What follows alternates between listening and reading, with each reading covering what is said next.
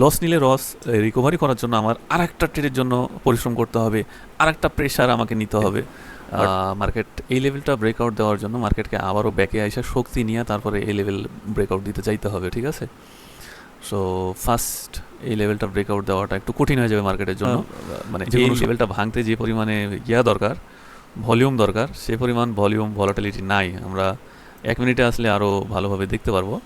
এই যে দেখছেন মার্কেট কিন্তু অলরেডি ঘুরে গেছে এখান থেকে। হ্যাঁ, এই লেভেল থেকে মার্কেট অলরেডি ঘুরে গেছে। এর কারণে আমি এখান থেকে বের হয়ে গেলাম, ঠিক আছে না? আসসালামু আলাইকুম, আমি রাসেল, টেকনিক্যাল চার্ট অ্যানালাইসিস্ট। আমি SMC, ICT and institution prize action সহজভাবে এক্সপ্লেন করি। Trade with knowledge, not emotion. আসসালামু আলাইকুম, আশা করি সবাই ভালো আছেন। ওয়েলকাম টোকিও অ্যান্ড সিডনি সেশনের ওভারলেপ। আজকে আমরা লাইভ মার্কেটে চলে আসছি। আমরা লাইভ মার্কেট আজকে এন্ট্রি নেব অ্যান্ড ছিঁড়ে ফেলবো। আমাদের পজিশন অলরেডি রেডি। আমরা দেখতে পাচ্ছি এইখানে একটা লেভেল তৈরি হয়েছে, এই লেভেলটা।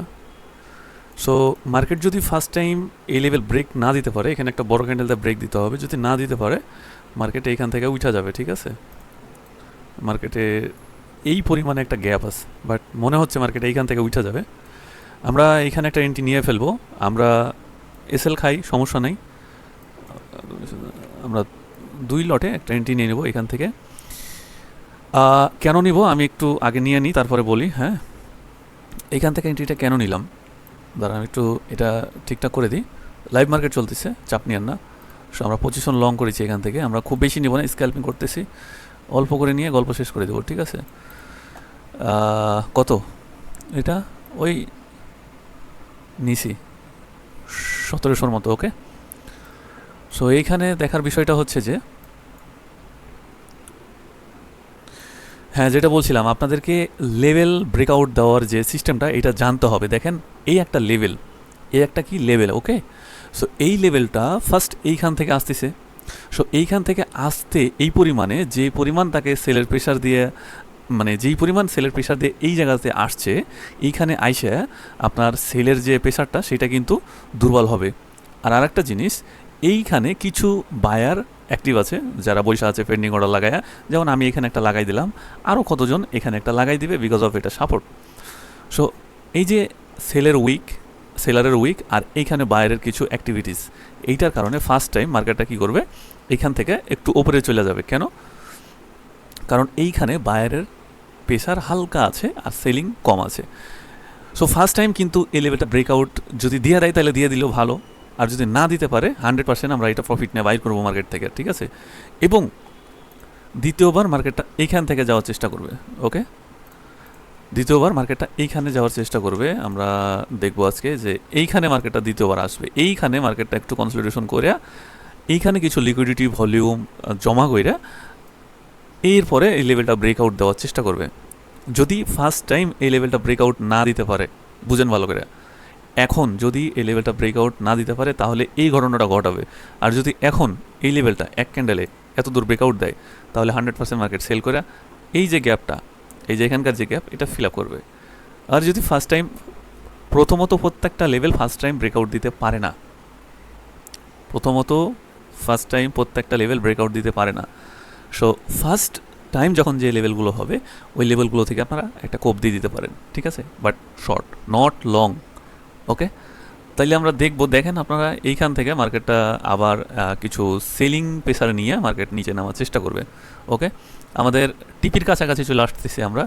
হ্যাঁ, মার্কেটটা এখান থেকে ধাক্কা দেওয়ার সম্ভাবনা, এখান থেকেও মার্কেটটা দেখবেন একটু ধাক্কা দিবে এই জায়গা থেকে, এই লেভেলটা, ওকে। সমস্যা নেই, আমরা বের হয়ে যাব ওইরকম সিচুয়েশন ঘটলে। আমরা দেখি লেভেল ড্র করবো আজকে।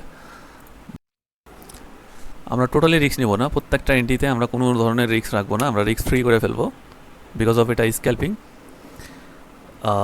আমরা আরেকটু হোল্ড করব এই লেভেলটার জন্য। এই জায়গাটা ব্রেকআউট দিতে পারলে ভালো, যদি না দিতে পারে এই লেভেল থেকে একটা সেল ক্যান্ডেল দেওয়ার সম্ভাবনা আছে। এই লেভেলে ধাক্কা দিয়ে একটা সেল ক্যান্ডেল দেওয়ার সম্ভাবনা আছে, এটা আপনারা দেখতেই পাবেন, আপনারা দেখতে থাকেন। যদি এই লেভেল থেকে বড় ধরনের সেল ক্যান্ডেল চলে আসে তাহলে আমরা এন্ট্রি রিস্ক ফ্রি করে নেব, আমরা টোটালি রিস্ক নিব না।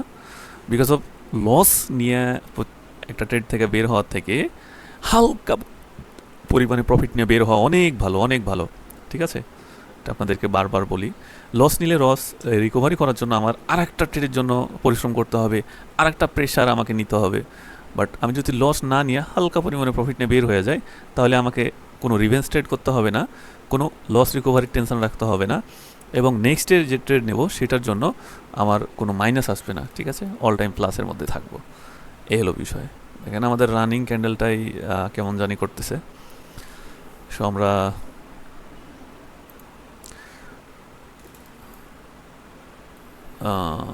আচ্ছা, আমরা আর একটু উপরে উঠাই নিই, এখানে নিয়ে আসছি। হ্যাঁ, ওকে ফাইন, ওকে। আমাদের রানিং ক্যান্ডেলটা এখান থেকে বাড়ি দিয়ে 50% কমাই দিয়েছে, সমস্যা নেই। আমাদের এই ক্যান্ডেলে আর 12 সেকেন্ড সময় আছে। 50%-এ ক্লোজ করলে খুবই খারাপ কন্ডিশন, এটা আসলে মেনে নেওয়ার মতো না। আচ্ছা, আমরা বের হয়ে যাব যদি ক্যান্ডেল এই পর্যন্ত আসে।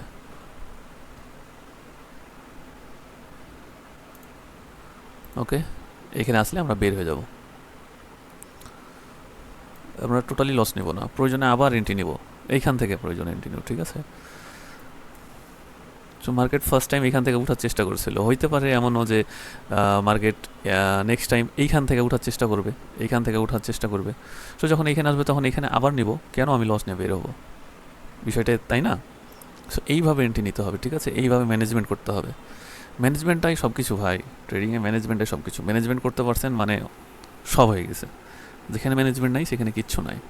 ওকে, যতই আপনার 100% অ্যাকুরেসি হন আর যাই হন, if you have a management then you can success. ওকে,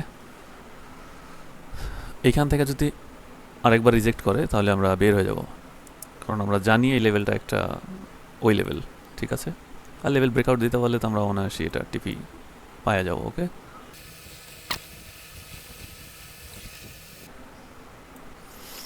গোল্ডের বাই আসবে এই লেভেল থেকে, এই লেভেল থেকে বাই আসবে,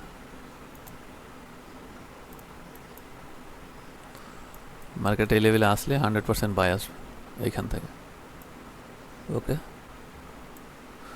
এমন হইতে পারে এগুলো থেকে উঠে যাইতে পারে, বাট এইখান থেকে 100% বাই আসবে, মানে যারা ইন্টারডে ট্রেডার তারা এখান থেকে নিবে, যারা উইকেন্ড ট্রেডার তারা এখান থেকে নিবে, এখান থেকে তারা এন্ট্রি নেবে। ওকে,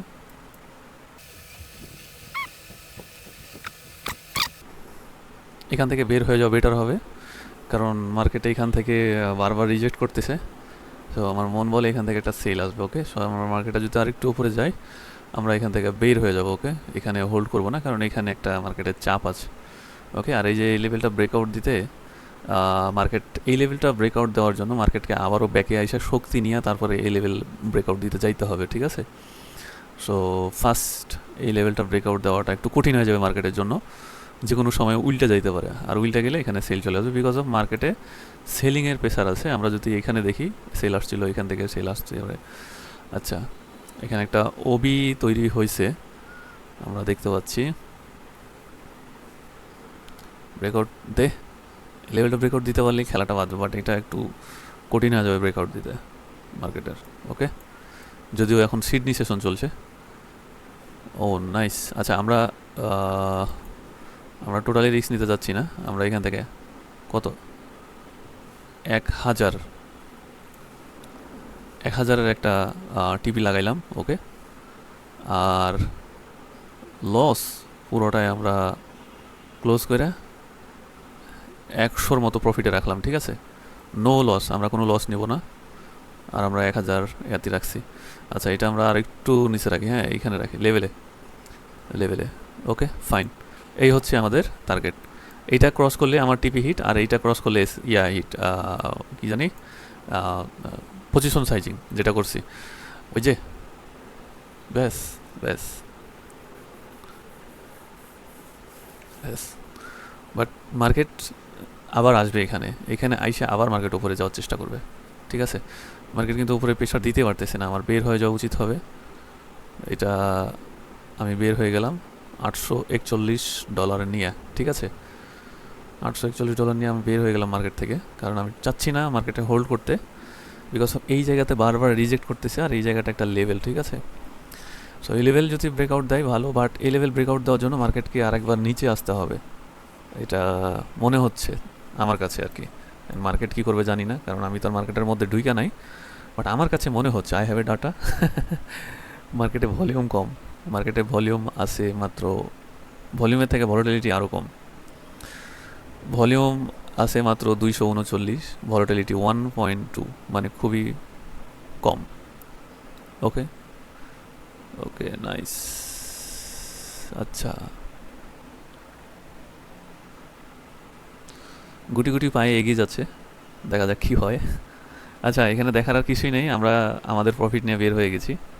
ওকে, সো আমরা লস নেওয়ার থেকে প্রফিট নিয়ে, হালকা প্রফিট নিয়ে বের হওয়া অনেক ভালো। আমরা সকালবেলায় আজকে $841 কামিয়ে নিয়েছি, এটা অনেক অনেক ভাই, এটা অনেক। কই পাবেন একটা অফিসের বেতন সারা মাস গেলেও আপনি পাবেন না এগুলো, ঠিক আছে। সো এটা অনেক, মানতে হবে। হ্যাঁ, তাহলে আমরা গোল্ডের যে বিষয়টা এটা জানলাম। না আজকে না, আমরা দেখি একটা লেভেল নিয়ে ভিডিও বানাবো, যে মার্কেটের কিভাবে কোন লেভেল কখন কিভাবে ভাঙে এবং রেসপেক্ট করে। ওকে, আমরা এই বিষয়টা নিয়ে একটা ভিডিও দিব, এটা খুব গুরুত্বপূর্ণ ভিডিও হবে ভাই। লেভেল ব্রেকআউট কেন হয়, কেন হয় না, ঠিক আছে। তো ঠিক আছে, আজকে ভিডিও এ পর্যন্তই।